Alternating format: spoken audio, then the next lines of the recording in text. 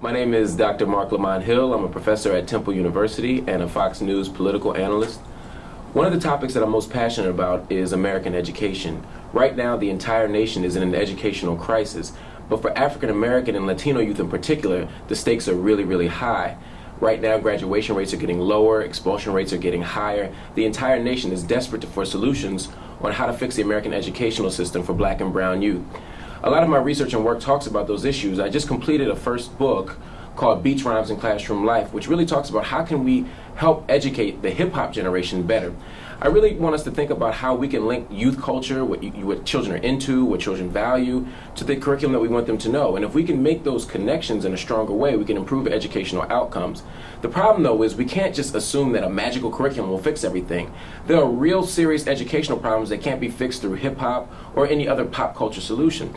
And that brings me to the second book, which is Learning While Black, which talks about the broader social landscape upon which our children are situated. Right now, our kids are not just suffering because teachers don't care or because parents don't care or because schools don't have enough money, although all of those issues are significant. There's a whole system in place that makes it impossible for American schools to yield outcomes that are equal for everybody. And as a result, schools have shifted from training grounds for democracy to preparation pens for prison for many African American and Latino youth. And so what my work is trying to do is help us reimagine schools in ways that are safer, more democratic, and more productive for everybody. Oftentimes in America, we wage wars against things that we don't like. We have wars on drugs, we have wars on poverty, we have wars on violence. But in the midst of all those wars, we also have a war on youth going on. Even though we don't call it a war on youth, that's exactly what's happening. Increasingly, young people are becoming more and more marginalized by society, more and more hated by society. Over the last 50 years, we've really replaced a language of love and support and investment with conversations about containment and blame. We suddenly talk about youth as the thing that needs to be fixed as opposed to something that needs to be loved and drawn from.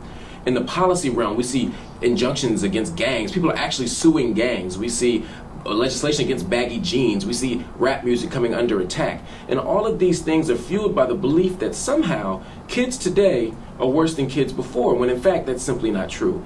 And more significantly, it ignores the rich and varied ways that young people contribute to American democracy, to American popular culture, and to the very fabric of American society. And so as we talk about youth, and as I talk about youth, I want us to reimagine America in such a way that we see youth as resources rather than social burdens.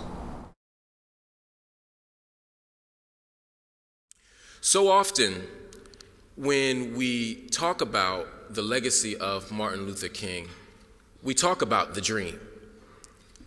We emphasize the dream. At this point in 2008, we even buy and sell the dream. And while the dream itself is important, I never want us to forget that even after 1963, we can fast forward to 1967. We can go before 1963, and we can imagine a Dr. King who is not only obsessed with this dream that we're sold all the time, but who has a very profound understanding of the world and what needs to happen for the world to improve. Before Dr. King passed away, he talked about the triple threat of racism, of poverty, and of militarism. And yet we sit here in 2008, and although we're not fighting dogs anymore, and although Jim Crow is no longer in place officially, we still have extraordinary problems with issues of race and racism. We still have issues with immigration. We still have issues with affirmative action. We still face those very same problems.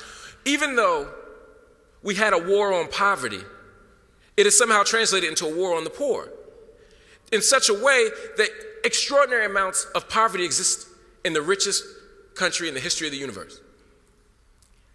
And despite our talk about ramping down military and getting rid of nuclear weapons and diplomacy and peace, we are perhaps more militaristic and violent than we've ever been.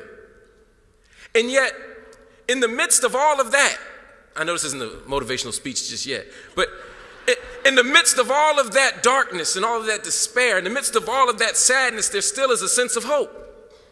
There still is a sense of possibility. There's almost an inevitability to the idea that the world will be both different and better. And it is the legacy of Dr. Martin Luther King that inspires us and animates us to enact and create the very world that he imagined for us.